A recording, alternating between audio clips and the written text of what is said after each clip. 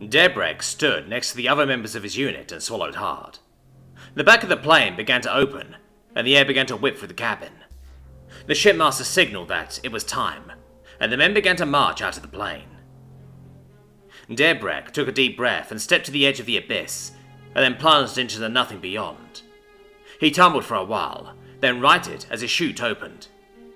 He did his checks, and prepared himself for landing. As he did so, he thought back to what had led him here. All you need to do is serve for 4 years and you get access to a whole slew of benefits.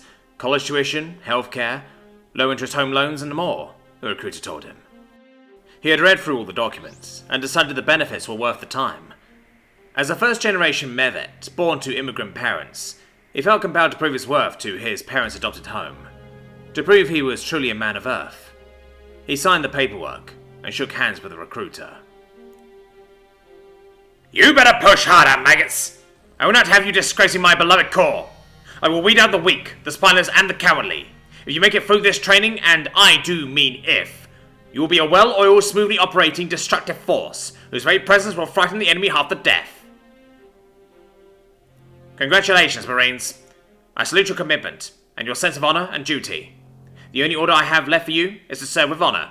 Dismissed. Reports are coming back in that the colony on Gurney 4 is lost.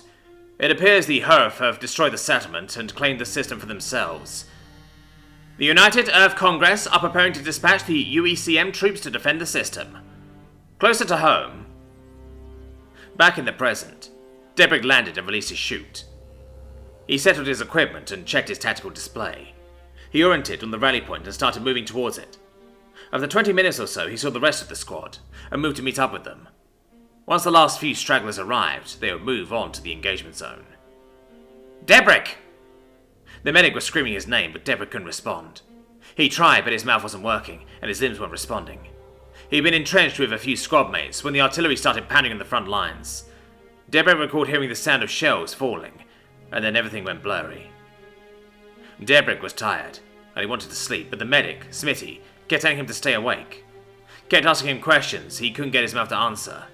It was really cold, and Debrek wanted to sleep. Commander, C squad is gone. Artillery shell. Moving on to Point Delta. Smitty notified his CO. His voice was thick with grief. He marked C squad's location on his tactical display. These men deserve better. The last honor we can grant them in this world is to bury them among the honored dead. They represented what was the best of us. Courage, selflessness, sacrifice. They rest now, in eternity, with every other defender on Earth. May they rest easy in eternity. Slowly, a row of caskets are lowered into the ground. Standing like soldiers at attention, white marble headstones mark each grave. Row upon row of headstones fade towards the horizon behind them. Debrek stood, confused and bewildered, as the tables in front of him filed in with a stream of soldiers. He checked his gear and saw that it was all there. He wasn't sure what was happening. The last thing he remembered was Smitty yelling at him to stay awake. Was this a dream? Debrek! Someone called. He whipped his head around and saw Sabino, one of his squadmates. Tam, you died too? Sabino said. I was hoping you made it, brother. Died? What's going on, man? Where are we, even? Debrek asked. Yeah, man. We dead. Got hit with a shell. Took it straight to the face. You got caught up in the blast, Sabino said. If I'm dead, we're dead. Where are we?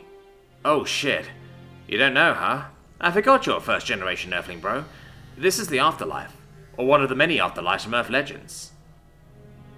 Just then, a blonde woman in gleaming armor came walking over, carrying a shield like a tray, covered in giant tankards.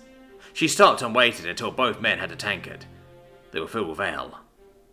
Sabino took a swig and patted Debrek on the shoulder. You know how you wanted to prove you were a true Earthling? Congratulations. This is about as much evidence as you can get. What? Why? Debrek was still confused. He knew Earth had dozens of different belief systems, but he didn't recall any afterlife myth like this. Everywhere he looked, he saw soldiers. Some with spears, others had slug throwers. Many had swords and axes. Here and there were some who had plasma rifles like his. Valhalla, Sabino said. This is the afterlife for soldiers from an old Earth religion, that barely gets mentioned anymore. Norse mythology says that those who die in combat will go to the mead halls of Valhalla, and when the end of the world comes, the soldiers of Valhalla will ride forth to do battle against the Titans, who want to destroy the Earth. You are a true son of Earth, Debrek. You defended it in life, and when the end comes, you'll defend it again.